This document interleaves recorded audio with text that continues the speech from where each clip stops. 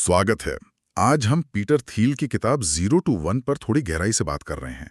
ये उन लोगों के लिए खास है जो किसी बिजनेस या इंडस्ट्री को समझने की कोशिश कर रहे हैं या शायद कुछ नया शुरू करने की सोच रहे हैं। हमारा मकसद है थील के इस आइडिया को समझना कि दुनिया में आगे बढ़ने के दो ही तरीके हैं, या तो जो बना हुआ है उसी की नकल करो, मतलब 1 से n, हाँ, या फिर कुछ बिल्कुल नया बनाओ, 0 to 1। बिल्कुल। और थील का जोर इसी 0 to 1 पर है।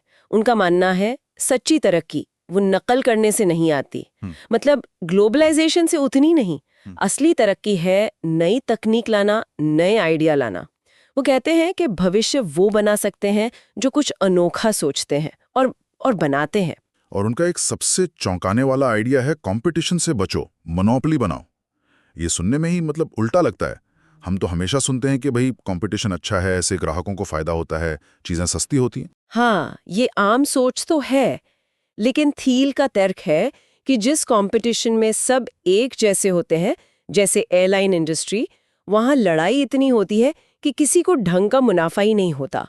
उन्होंने 2012 का उदाहरण दिया है अमेरिकी एयरलाइंस का। अरबों डॉलर कमाए पर हर यात्री पर औसतन सिर्फ 37 सेंट का मुनाफा। 37 सेंट? हाँ, वो कहते हैं ये सिर्फ जिंदा रहने की लड़ाई है, कुछ बड़ा सोचने की, कुछ नया करने की गुंजाइश ही नहीं बचती। अच्छा, तो फिर मोनोपोली का मतलब क्या है यहाँ? क्या ये वो बुरी चीज नहीं है जिसके बारे में हम पढ़ते हैं? थील की नजर में मोनोपोली का मतलब है कुछ ऐसा बनाना जो इतना अनोखा और बेहतर हो कि कोई और उसकी बराबरी ना कर सके। मतलब आप उस कैटेगरी में अकेले हो, जैसे शुरुआती दिनों में गूगल सर्च या माइक्रोसॉफ्ट का ऑपरेटिंग सिस्टम। उनका कहना है कि ऐसी कंपनियां ही असल में इनोवेशन कर पाती हैं, लंबे समय की सोच रख पाती हैं, वो रिसर्च में पैसा लगा सकती हैं, अपने कर्मचारियों का भी बेहतर ख्याल रख सकती हैं, क्योंकि वो हर रोज कीमत कम करने की लड़ाई में नहीं फंसी होती। तो ये अनोखापन या मोनोपोली आती कहाँ से है? क्या सीक्रेट है इसका? थील 4 मुख्य चीजें बताती हैं जो एक टिकाऊ मोनोपोली बनाने में मदद करती हैं। पहला, मालिकाना तकनीक, मतलब प्रोप्राइटरी टेक्नोलॉजी। आपकी चीज दूसरों से कम 10 गुना बेहतर होनी चाहिए। थोड़ा बेहतर होने से काम नहीं चलेगा, 10 गुना। 10 गुना, ओके। दूसरा, नेटवर्क इफेक्ट्स, जैसे फेसबुक है, जितने ज्यादा लोग इस्तेमाल करते हैं उतना ही वो सबके लिए फायदेमंद होता जाता है। तीसरा शायद वो बड़े स्केल पर काम करने का फायदा है, इकोनॉमीज ऑफ स्केल। हाँ, बिल्कुल, इकोनॉमीज ऑफ स्केल। सॉफ्टवेयर बनाना महंगा है, पर एक बार बन गया तो लाखों लोगों को बेचने में ज्यादा खर्च नहीं बढ़ता। एक योग स्टूडियो से बिल्कुल अलग। सारी। और चौथा है ब्रांडिंग, जैसे एप्पल। उनका ब्रांड ही उन्हें एक तरह की मोनोपोली देता है। लोग एप्पल का सामान उसके ब्रांड के लिए खरीदते हैं। लेकिन इन चारों में से शायद सबसे जरूरी है वो 10 गुना बेहतर वाली तकनीक या ऑफरिंग, जो आपको भीड़ से बिल्कुल अलग कर दे। और एक और दिलचस्प बात, वो कहते हैं कि शुरुआत हमेशा छोटे खास बाजार से करनी चाहिए। मतलब बड़ा सोचने का मतलब ये नहीं कि पहले दिन ही पूरी दुनिया पर छा जाने की कोशिश करो। बिल्कुल सही। वो कहते हैं पहले एक छोटे से नीश पर, एक खास सेगमेंट पर पूरी तरह कब्जा करो, वहां के राजा बन जाओ। जैसे ईबे ने, उन्होंने पहले सिर्फ बीनी बेबीज के कलेक्टरों पर फोकस किया था। अच्छा। या फेसबुक ने पहले सिर्फ हार्वर्ड स्टूडेंट्स पर, फिर धीरे धीरे बढ़े। इसे वो लास्ट मूवर एडवांटेज से भी जोड़ते हैं। मतलब पहला होना जरूरी नहीं है, अपने चुने हुए बाजार में आखिरी और सबसे टिकाऊ होना जरूरी है। तो जब हम किसी कंपनी को देखें तो ये सवाल पूछें, क्या ये वाकई कुछ अनोखा बना रही है? क्या ये एक टिकाऊ मोनोपोली की तरफ बढ़ रहे हैं या बस भीड़ का हिस्सा है? ये मोनोपोली वाली बात तो समझ आई, लेकिन क्या कंपटीशन सच में इतना बुरा है जैसा थील कहते हैं? वो इसे काफी विनाशकारी मानते हैं। हाँ, वो कहते हैं कि कंपटीशन अक्सर कंपनियों को उनके असली मकसद से भटका देता है। कंपनियां इनोवेशन करने के बजाय सिर्फ एक दूसरे को हराने में लग जाती हैं। माइक्रोसॉफ्ट और गूगल की लड़ाई का उदाहरण लें। ऑफिस बनाम डॉक्स, बिंग बनाम गूगल सर्च, वगैरह वगैरह।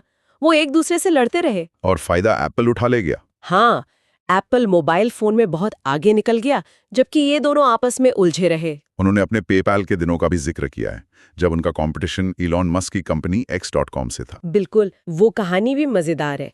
दोनों कंपनियां पैलो आल्टो में आसपास थीं, एक ही बिल्डिंग में कुछ टाइम के लिए, और वो एक दूसरे के फीचर कॉपी कर रही थी, पैसा पानी की तरह बहा रही थी ग्राहकों को खींचने के लिए।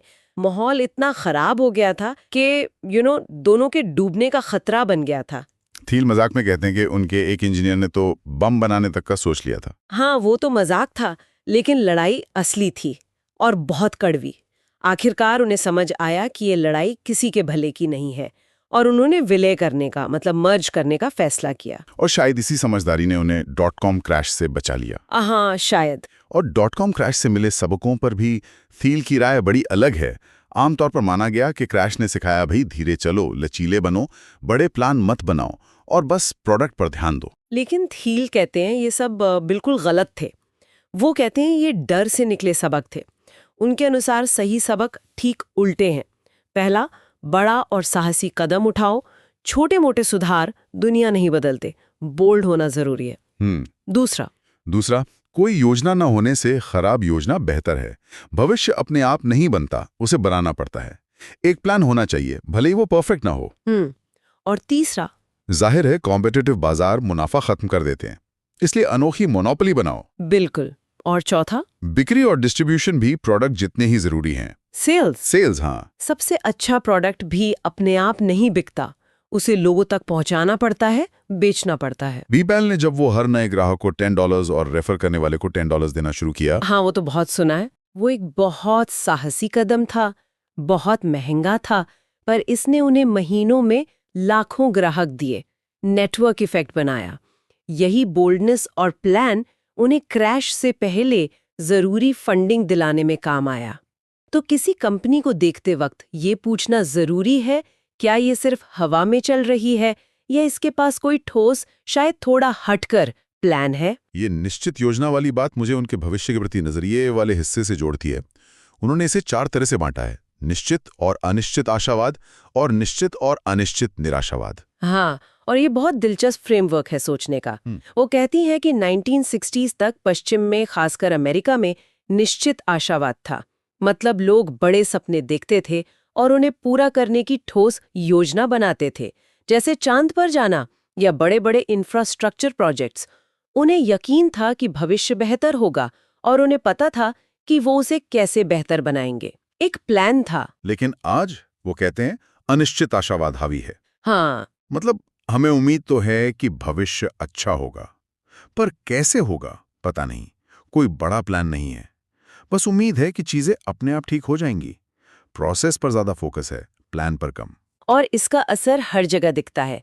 फाइनेंस में लोग डाइवर्सिफाई करते हैं, यानी थोड़ा थोड़ा सब में लगा दो, क्योंकि पक्का नहीं पता कि कौन चलेगा। हाँ, सारे अंडे एक टोकरी में मत रखो। बिल्कुल। राजनीति में नेता लंबी योजना बनाने के बजाय ओपिनियन पोल देखते हैं कि जनता क्या चाहती है। यहाँ तक कि साइंस और टेक में भी कई बार बड़े लक्ष्यों के बजाय छोटे सुरक्षित सुधारों पर फोकस रहता है, इंक्रीमेंटल चेंजेस। इसके उलट थील कहते हैं कि महान चीजें बनाने के लिए निश्चित आशावाद चाहिए, एक विजन और उसे पूरा करने का प्लान। स्टीव जॉब्स जब एप्पल लौटे, उन्होंने छोटे मोटे बदलाव नहीं किए, उन्होंने आईपॉड, आईफोन जैसे बड़े दांव खेले।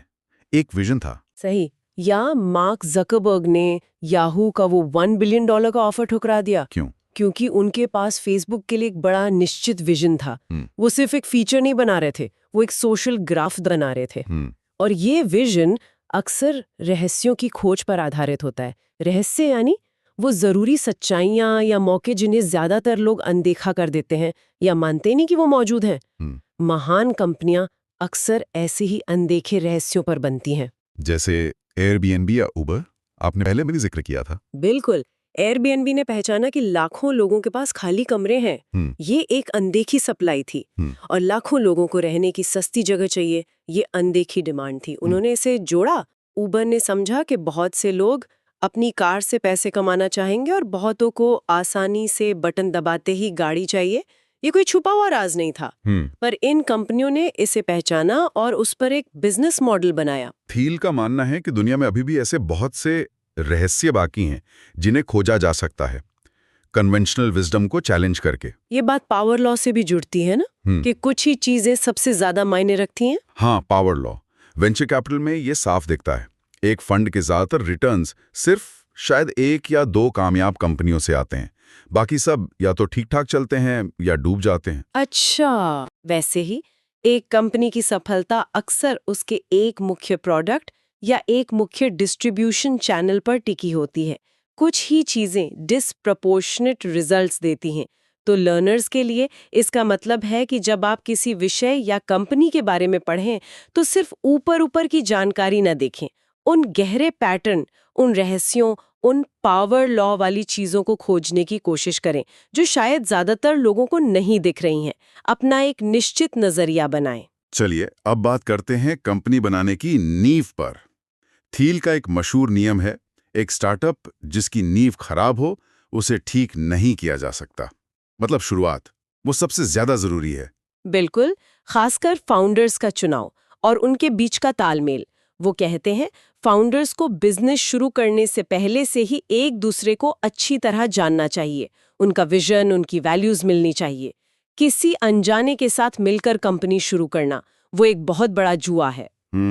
और शुरुआती फैसले जैसे कि कंपनी का मालिकाना हक कैसे बटेगा, इक्विटी, कंट्रोल किसके पास होगा, बोर्ड कैसे बनेगा, ये नींव के पत्थर हैं। इन्हें बाद में बदलना लगभग नामुमकिन होता है। अगर ये गलत हो गए तो कंपनी शायद कभी अपनी पूरी क्षमता तक पहुंच ही ना पाए। और टीम बनाने को लेकर भी उनका नजरिया खास है।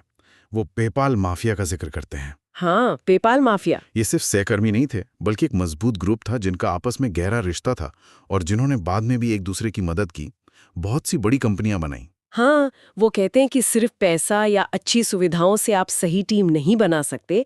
आपको ऐसे लोग चाहिए जो आपके मिशन से जुड़ें, जिन्हें आपकी टीम का हिस्सा बनना खास लगे, कुछ अलग लगे। भर्ती करते वक्त ये पूछना चाहिए, ये खास मौका क्यों है और ये इसी व्यक्ति के लिए क्यों सही है। और एक और अहम बात, पेपाल में उन्होंने हर किसी की एक मुख्य जिम्मेदारी तय की थी, वन प्राइमरी रोल। अच्छा, क्यों? इससे न सिर्फ लोगों को फोकस मिला, बल्कि अंदरूनी कंपटीशन और झगड़े भी कम हुए। जब सबको पता होता है कि उनसे क्या उम्मीद है और उनका एरिया क्या है, तो वो बेहतर काम करते हैं और साथ मिलकर काम करते हैं। ये तो बहुत प्रैक्टिकल बात है। अब तकनीक के भविष्य पर आते हैं। उनकी सोच यहाँ भी थोड़ी अलग है। वो इस डर को खारिज करती हैं कि मशीनें इंसानों की जगह ले लेंगी। हाँ, वो आदमी बनाम मशीन की बजाय आदमी और मशीन की जुगलबंदी, मतलब कॉम्प्लीमेंटैरिटी पर जोर देती हैं। कंप्यूटर वो काम कर सकते हैं जो इंसान नहीं कर सकते, जैसे बहुत सारा डेटा तेजी से प्रोसेस करना। और इंसान वो काम कर सकते हैं जो कंप्यूटर नहीं कर सकते, जैसे जटिल निर्णय लेना, नई रणनीति बनाना, कॉन्टेक्स्ट समझना। पेपाल का फ्रॉड डिटेक्शन सिस्टम ईगोर इसका एक बेहतरीन उदाहरण था। कैसे? अच्छा काम करते थे। इसी सोच पर उनकी दूसरी कंपनी पैलेंटियर बनी, जो डेटा एनालिसिस में सरकारों और बड़ी कंपनियों की मदद करती है। लिंक्डइन भी शायद इसी का उदाहरण है। वो रिक्रूटर की जगह नहीं लेता, हाँ बिल्कुल, बल्कि उन्हें बेहतर टूल देता है काम करने के लिए। बिल्कुल सही। थील आगाह करती है कि सिर्फ बिग डेटा या मशीन लर्निंग के पीछे भागने से कुछ नहीं होगा। ये सिर्फ टूल है।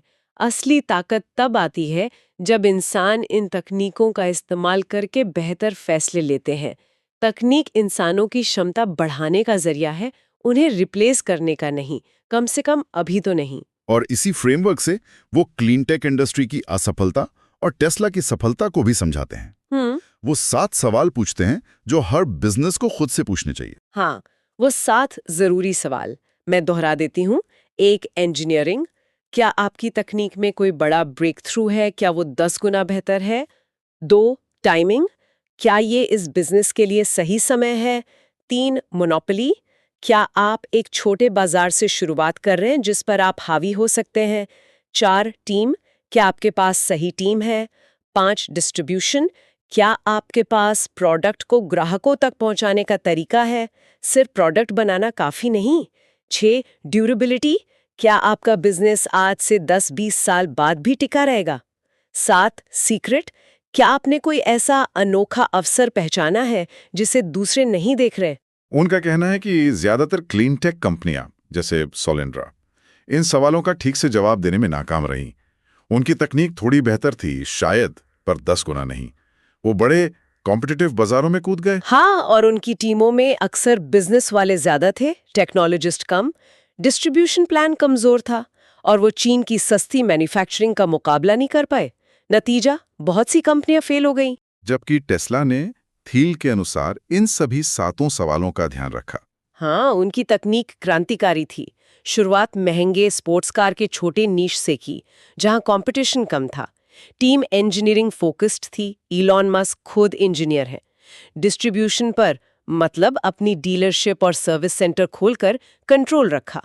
ब्रांड बहुत मजबूत बनाया। और उनका सीक्रेट क्या था? उनका सीक्रेट था कि क्लीन एनर्जी को सिर्फ पर्यावरण बचाने के आंदोलन से जोड़कर नहीं देखा, बल्कि उसे एक बेहतर तकनीक, एक बेहतर कार की तरह पेश किया।